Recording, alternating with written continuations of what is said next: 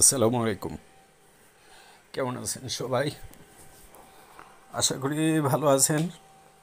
আজকে আমি এখানে বসে আপনাদের সাথে কিছু গুরুত্বপূর্ণ বিষয় নিয়ে আলোচনা করব।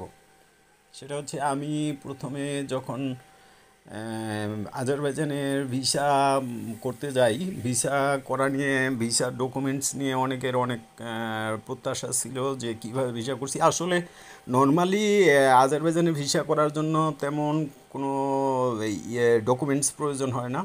নর্মালি অন্য অন্য জায়গাতে আমরা অ্যাপ্লাই করার জন্য, ভিসা করার জন্য যেই ধরনের ডকুমেন্টস ওগুলোই লাগে, আর কিছু তেমন জরুরি কিছু না। তবে এই যেমন এয়ার টিকিট বুকিং, তারপর হোটেল বুকিং, আর খুব জরুরি যেটা সেটা হচ্ছে আপনার এই ইয়েটা লাগে, আপনার ট্রাভেল ইন্স্যুরেন্স, এটা মাস্ট বি, এটা থাকতে হবে। আর আপনার এম্বাসি ফি আপনার আবেদন করতে পারবেন সেটা ইন্ডিয়া থেকে।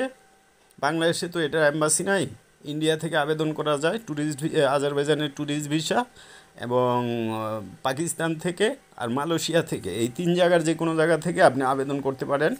আবেদন করলে সর্বোচ্চ ওনারা দশ কর্মদিবস নেয়, এর মধ্যে ভিসা এর আগে হয়ে যায়। আবার দেখা যাচ্ছে যদি কনসুলার উপস্থিত না থাকে, আপনার ভ্যাকেশনে থাকে, তাহলে একটু লেট হইতে পারে। তবে এর মধ্যে ভিসা দিয়ে দেয় এরা। তবে সবচেয়ে জরুরি বিষয় হচ্ছে আজারবাইজানে যারা ঘুরতে যাবেন তাদের জন্য ভিজিট ভিসা করা করতে পারেন এই ধরনের এইভাবে। এটা কোনো ব্যাপার না, এটা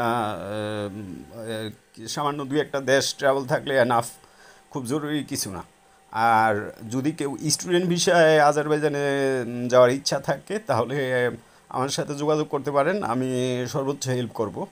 যে স্টুডেন্ট ভিসা আজারবাইজানে আপনার লাইফ, যদি লাইফ নিয়ে চিন্তা করেন, যে বা যদি মনে করেন যে এখান থেকে স্টুডেন্ট ভিসায় আজারবাইজানের থেকে আপনি অন্য কোথায় মুভ করবেন, অন্য কোনো ভালো উন্নত কোনো কান্ট্রিতে আপনার কোনো ভার্সিটিতে মুভ করবেন, সেটাও করা সম্ভব।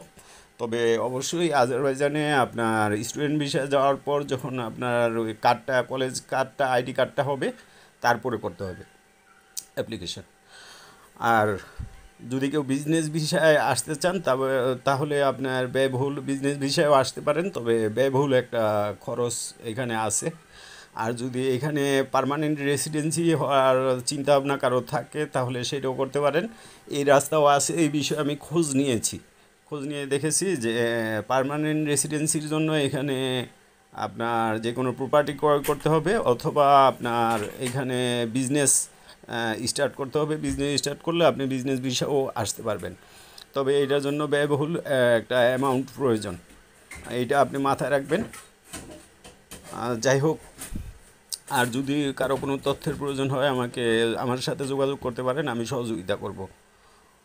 এখন অনেক রৌদ্র, এই রৌদ্রের মধ্যে আমি এইখানে পার্কে আসছি, কেউ নাই আসলে। বিকালবেলা প্রায় এখানে বিকাল, আমরা যে টাইমে বিকাল ভাবি, 4টার দিকে, 4টা বা 5টার দিকে আমরা বিকাল ভাবি, আসলে এইখানে ওই সময় বিকাল হয় না, এখানে বিকাল হয় সন্ধ্যার সময়। এখন ওই দেখা যাচ্ছে সূর্য ডুবতে ডুবতে এখানে 7টা বাজে, 7টা বেজে যায় আপনার সূর্য ডুবার জন্য। দেখেন এই যে পরিবেশ, এখানে এই পার্কটাতে আপনার খুব সুন্দর মনোরমভাবে সাজানো।